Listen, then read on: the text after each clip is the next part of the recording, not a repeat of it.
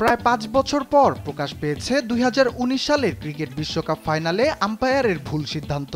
মাঠের umpire Marais Erasmus নিজেই জানালেন তার এক বড় ভুল সিদ্ধান্তের কারণেই সেদিন ফাইনালে চ্যাম্পিয়ন হয়েছিল ইংল্যান্ড। ক্রিকেট ইতিহাসের সেরা ফাইনাল ম্যাচ হিসাবে ধরা হয় 2019 সালের ফাইনালকে। ক্রিকেটের সবচেয়ে বড় মঞ্চে ইংল্যান্ড এবং নিউজিল্যান্ড সেদিন দেখিয়েছিল দুর্দান্ত লড়াই। নানা নাটকীয়তার পর ইংল্যান্ডকে সেদিন চ্যাম্পিয়ন ঘোষণা করা হয় তাদের বাউন্ডারির সংখ্যার জন্য। আম্পায়ার এরাসমাস তার ভুল মাঠের উত্তেজনার জন্য টের না পেলেও পরদিন বিষয়টি ঠিকই বুঝতে পেরেছিলেন। অবসর গ্রহণের পর দ্য টেলিগ্রাফকে এমন বিস্ফোরক মন্তব্য করলেন দক্ষিণ আফ্রিকার এই আম্পায়ার।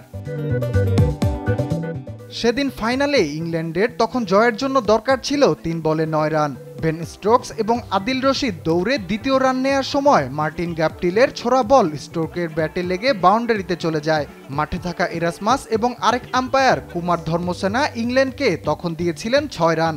কিন্তু ক্রিকেটের নিয়ম বলছে সেদিন ইংল্যান্ডের প্রাপ্য ছিল শুধু 5 রান।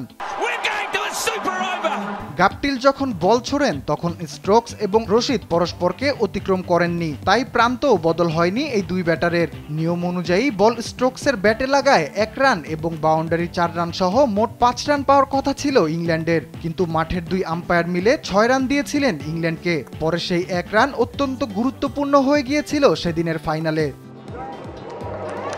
ক্রিকেটের এমসিসি আইনের 19.8 এর ধারা বলছে, যদি ওভারথ্রো বা ফিল্ডারের ইচ্ছাকৃত কোনো কারণে বাউন্ডারি হয় তবে পেনাল্টির জন্য যে রান তারা নিয়েছে তার সঙ্গে ব্যাটারদের সম্পন্ন করা চলমান রান যুক্ত হবে যদি তারা বল ছোড়ার সময় একে অন্যকে অতিক্রম করে। সেদিনের কথা বর্ণনা করে এরাসমাস বলেন, পরদিন সকালে আমি হোটেল রুমে দরজা খুলে ব্রেকফাস্টের জন্য খাচ্ছি, আর কুমারও একই সময় দরজা খুলে আমাকে বলল, তুমি দেখেছো আমরা যে কি ভুল করে ফেলেছিলাম। আমি কেবল তখনই বিষয়টা জানতে পারি, কিন্তু মাঠে ওই সময় আমরা কেবল বলেছিলাম 6। বুঝতেই পারছেন, একে অন্যকে বলছিলাম 6, এটা 6ই হবে। বুঝতেই পারেনি তারা দুজন একে অন্যকে অতিক্রম করেনি, ওটা মাথাতেই ছিল না। টেলিগ্রাফের সঙ্গে আলাপকালে এরাসমাস ফাইনালের আরও এক সিদ্ধান্ত নিয়ে আক্ষেপ প্রকাশ করেন রস টেইলরের দেয়া এলবিডব্লিউ প্রসঙ্গে। তার এলবিডব্লিউটি ভুল ছিল বলে আউট হন রস টেইলর। নিউজিল্যান্ডের রিভিউ শেষ হয়ে যাওয়ায় আবেদন না করেই মাঠ ছাড়তে হয়েছিল টেইলরকে। ওই বলটা উঁচু হয়ে গিয়েছিল, কিন্তু ততক্ষণে ওরা নিজেদের রিভিউ শেষ করে ফেলেছে। পুরো 7 সপ্তাহে ওটা ছিল আমার একমাত্র ভুল। আর তারপরে আমি খুবই হতাশ হয়ে যাই, কারণ আমি যদি পুরো বিশ্বকাপে কোনো ভুলই না করতাম তবে হয়তো ফলাফল একেবারেই ভিন্ন হতো। আর অবশ্যই ওটা খেলায় কিছুটা প্রভাব ফেলেছে, কারণ সে ছিল তাদের অন্যতম সেরা খেলোয়াড়।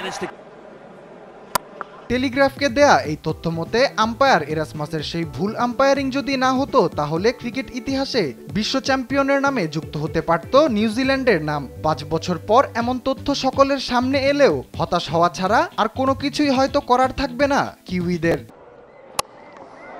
রাফিউল ইসলাম রাতুল, দেশ টিভি।